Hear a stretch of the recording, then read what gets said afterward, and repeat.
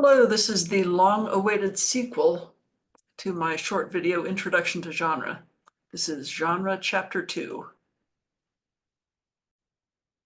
I spent a fair amount of time in most of my graduate classes, and a lot of my undergrad classes, talking about genre and trying to get people to think in a detailed way about genre. So I want to explain part of the reasoning behind that. In the first video, I talked about basically fiction, nonfiction, and poetry, sort of the big three bins of genre.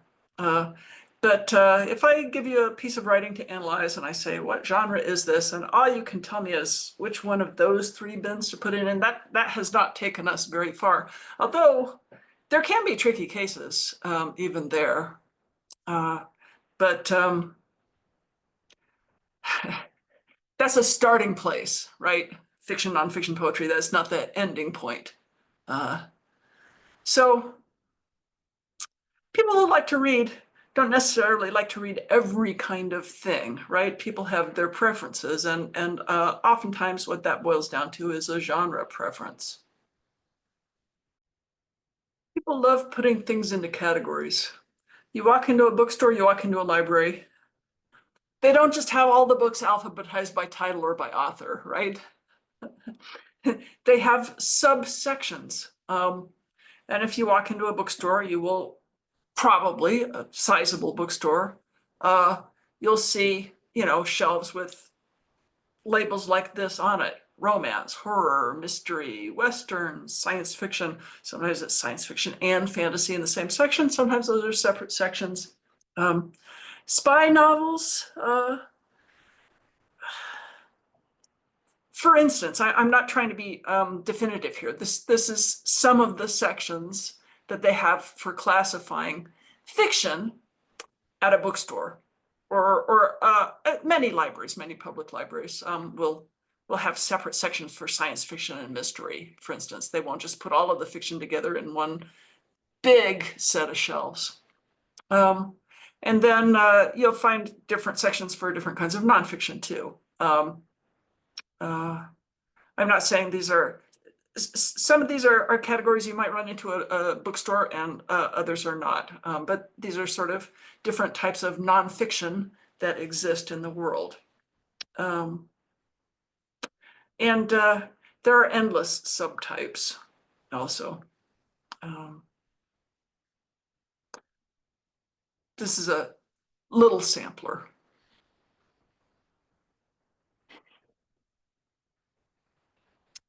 Okay.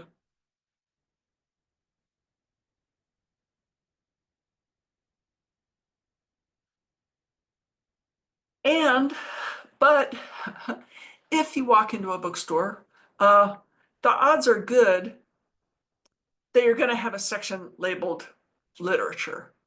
Maybe not, not every bookstore is alike, but it's common that there is a section labeled literature. And how does that fit in, or how does that compare to the others? Is literature a genre that we set alongside romance, horror, mystery, Western, science fiction, etc.?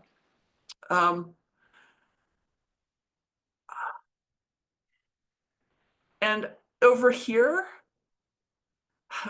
we've got our fiction and our nonfiction separated into the two different columns. Does literature somehow go into both columns? Because memoirs could certainly be called literature. History, maybe somebody would say history is a type of literature, maybe not. Certainly history is a type of nonfiction. So like literature is sort of this wiggly category.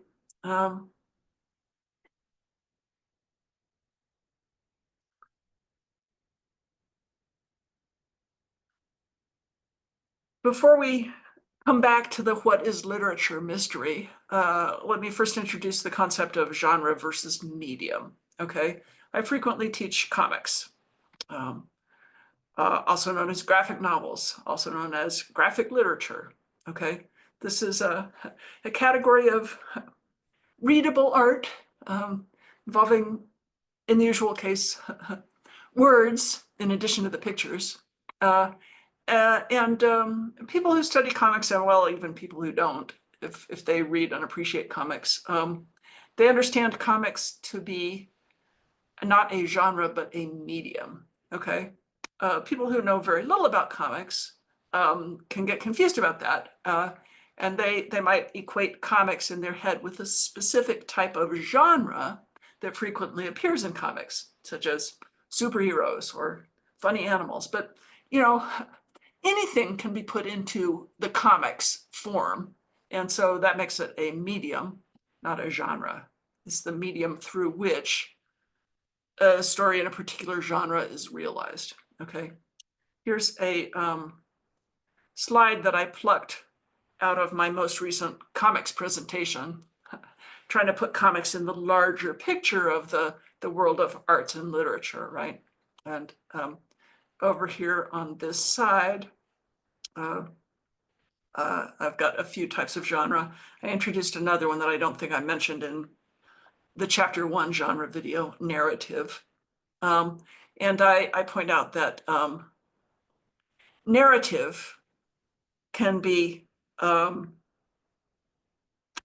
narrative can be realized or enacted or whatever, brought about in a variety of different media, okay?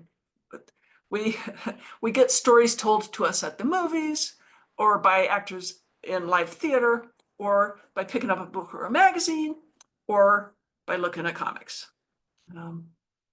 So there's this distinction between medium and genre, and medium has this flexibility that more than one genre can be produced inside that medium. But I'm not going to say that every type of medium can support every type of genre, because that's not the case. You just try doing your research paper in the medium of interpretive dance, all right? That will be difficult to get your point across, at least unless there's a significant voiceover where somebody is reading alongside the dancers. Okay, so that's the medium genre distinction. So in a sense, you can think of literature also as being a medium, all right? Literature is the printed word, okay? Books and anything else that has pages with printed words on it. You could think of literature as being this broad category, and you could contrast literature to comics, which is maybe the words, but pictures are included too, right? And also in a different sense, contrast literature to painting, sculpture, dance, etc. Okay, literature is that very broad category of artistic or expressive medium. Okay, so there's a neutral sense of the word literature that means that, a medium. But very frequently, I'll go back to a previous slide here. People who take these categories of genre fiction and they lump all of it together under a heading genre fiction, and they contrast genre fiction to literature, all right? In that sense, literature is not just a neutral word for a medium. In that sense, literature is an evaluative term. And genre, in that sense, is an evaluative term too, except where genre is a pejorative term, literature is an approbative term, right? There's the assumption that genre is on a lower level than literature, right? Literature is superior, genre is inferior. Okay. You can always tell by the context whether people are using literature in that approbative sense or genre in that pejorative sense, versus whether they're using it more neutrally, genre meaning type or category, and literature meaning this medium. Okay.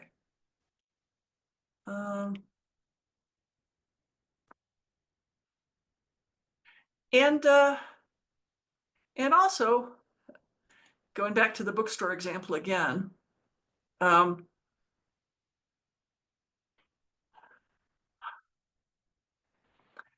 if they've got a shelf labeled literature, and they might not, they might just have they've got these specialized sections and then they've got another section that's just labeled fiction, right? Or sometimes you'll see a section that's labeled classics, right? And then that's supposed to be fiction of a certain kind, literature that we are familiar with, literature that has been on your high school or your college reading lists, right? So there's, we do need something to say when we're talking about books that don't fall into any of these more specialized categories. It's, it's fiction, but no, it's not a romance, it's not horror, it's not mystery, it's not a Western, et cetera, et cetera, et cetera. What are we going to call that if not literature? Well, one thing you can do if you're trying to keep it neutral is say realistic literary fiction. And that sort of no genre contrast to all of these others. But it's a little bit tricky. For example, Jane Austen, one of the most beloved and admired authors of all time, okay? She's not universally admired. Some people look down on her. I am not such a person. I think Jane Austen is an incredible literary innovator. And she wrote books that were popular, super popular, and have been for centuries now. But she's not just a popular writer, it's really great stuff, right? So if we are using literature as an evaluative term, I put her right up there. Yes, Jane Austen is a literature writer. This is high art literature for sure. But did she write romance novels? I mean, would you call those just basically just 6 complete novels? And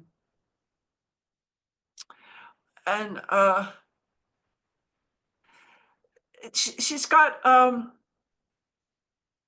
most of them involve what's sometimes called a marriage plot, right? And this is the guts of the story is there's a heroine and a hero, and there are problems that are keeping them apart, but by the end of the book, they get together and a marriage happens, right? A happy marriage, a well-suited marriage, right? And well, that's kind of how a romance novel works too. So, like, do we have to call her a genre writer, or depending how you feel about romance novels, do we get to call her a romance novelist, right? And similarly, George Orwell, 1984, Animal Farm. Do we call that science fiction or do we not? Those are novels that are frequently taught in high school English classes, and then by the time you get to college, it is expected that you have read these great works of fiction, right? So people who do the, genre fiction inferior, literature superior, obviously they're going to want to put George Orwell into the superior category. And people like that often talk about transcending the genre, right? Even though these books might meet the criteria that we've established to classify them as a particular genre of fiction, people who look down upon genre say, well, yes, in some ways it resembles science fiction, or in some ways it resembles romance novels, but it transcends the genre, kind of thing. Okay. I do not, this is not a phrase I personally like to throw around. I am a very enthusiastic reader of science fiction and fantasy.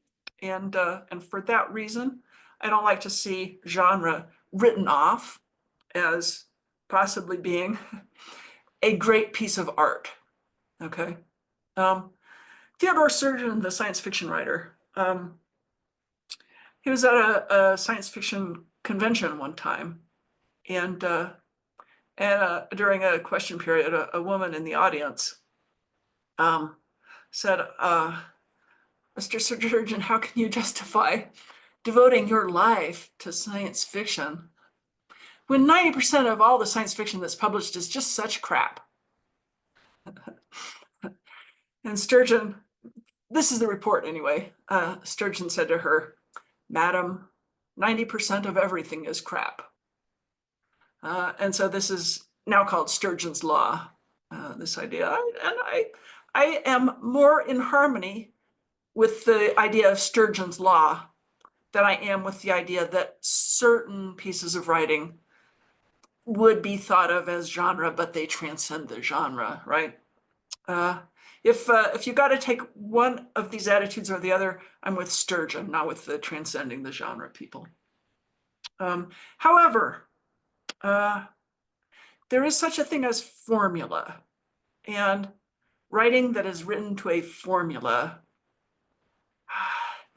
is never going to be like really startling or original or give you a sort of a life-altering spiritual experience the way fine literature is said to do.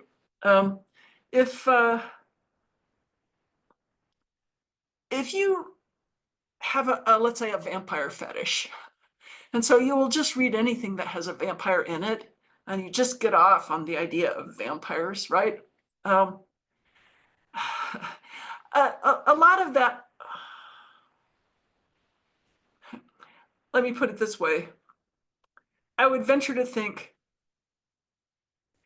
that even less than 10% of what you read because of your vampire fetish is going to be, I'm trying to think of a way to put it that doesn't use the word literature.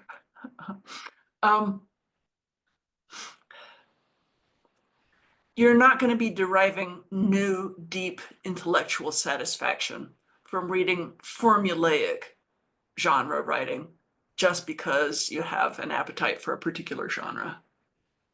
So to that extent, I mean, I do think people should be always like looking to do something great and transcendent, you know? And I also think that there are genres that are more prone to crap than others. And I'm going to give you an example. And that's zombie fiction. I think zombie fiction, and I don't care whether it's a movie, TV show, a book, whatever, zombie fiction is almost always terrible. More than 90% of zombie fiction is going to be crap, my humble opinion. And there's a reason for that. I think zombie fiction panders to some of what is the worst of human nature. Zombie fiction licenses prejudice and dehumanization. This is just me speaking, you know, my personal opinion. That's because, like, what are zombies? They're these endlessly malevolent, totally incurable animate corpses that go around biting real live human beings and turning them into zombies and dehumanizing them too, right? And the only good zombie is a dead zombie, right? There's no way to like recover somebody from zombiehood. And even if it's your mom and she got bit and she turned and she comes back and there's your mom going in the backyard, all you can do is like kill her and cut off the head and burn the corpse or whatever. In conventional zombie, the zombie genre convention, this is what has to be done. And anybody who does anything other than that is just about to be disemboweled themselves, you know? But there's in the real world, it's all too easy for our tribal instincts of people who are us and then those others, those outsiders, those dangerous, bad, evil people. In the world of a zombie apocalypse, you basically need to go and genocide the zombies in order to make the real human beings safe, right? And it's just too easy for there to be bleed over into the real world, that these ideas that you have absorbed from zombie narratives can start to affect your ideas about immigration, for instance, or you know, people of different races, whatever. So in general, I find zombie fiction and zombie genre conventions to be deeply suspect. And yet, even in this, what I think of as a very debased genre indeed, you can find examples that that are praiseworthy. The well-known, highly literary author Colson Whitehead has written a zombie novel. His is called Zone 1. And it's a good book, good story. I have nothing to say against it, you know. He transcends the genre. He specifically set himself the task of, I'm going to write a zombie book that will also be literature, you know. So he's the very best example I know of even though I deplore zombie fiction in general, Colson Whitehead gets a pass from me and even my admiration. Similarly, Mike Carey's book, The Girl with All the Gifts, is a darn good zombie novel. But both Whitehead and Carey play with the zombie conventions a little bit, which is one way they make that happen. And even World War Z is pretty decent as zombie novels go. Okay, end of my zombie novel rant. End of my discussion of transcending the genre and Sturgeon's Law. We already talked about that. Let's see. Okay, yeah. So the gen in the word genre, you can compare that to the gen in genus from biology, right? You got genus and species. Genus is the next super category up above species. So you know what a species is, and species are gathered into genera, I think is the plural. So you can see that gen and that gen, and that these words are similar, and they both mean type, right? Human beings love to classify things into types, right? And in biology, we have species and genus, and then it goes up into larger and larger categories from there. But genre is not classifying the same kind of things that genus classifies. You know, biological species exist out there in the real world and are a real thing, whether we decided to label them and categorize them or not. The animal species are natural kinds, and the names that we give them are natural kind terms. And they're governed by actual physical, biological laws that us human beings do not control. For instance, you fish up a swimming animal out of the ocean, and you can ask, hey, is that a cetacean, meaning a whale or a dolphin type thing? Or is it a shark, which is a type of fish, right? Those are two very different things. And like a whale and a dolphin can interbreed, believe it or not. If it's a little enough whale, they've got whalfins and other types of like whale dolphin-y kind of crosses, right? But there's no such thing as like a dolphin interbreeding with a shark. That just biologically cannot happen. And that's what a natural kind term is. It's not, you know, it's not subject to like human control and human invention, the way genre is in literature and other art forms. You know, those are indeed human inventions. Those are classifications of human artifacts. And for that reason, you know, we don't have the power to invent a new species, but we do have the power to invent a new genre. Genres are not natural kinds. People are always inventing new genres or new crossover-y kind of things. Why am I bothering to spend so much time talking to you about genre, and why do I continually force your attention back to genre in class? Like, what kind of a thing is this? Well, it's a window. Genre is a window into reader expectations and writer intentions, and they're like reader-writer interaction, right? A skilled writer is always manipulating the reader and working on the expectations the reader came in with, and sometimes satisfying them, and sometimes like surprisingly overturning their expectations. And some of the most interesting pieces of writing that there are super difficult to squeeze into a single genre category. And And that's at least one good reason why it's worth thinking about, you know, if for people who want to be writers themselves and to follow closely, reverse engineering what other fine writers have done, how they have placed their writing into this larger landscape of literary history and literary expectations in original ways. So, like, genre is a part of how I like to come at that.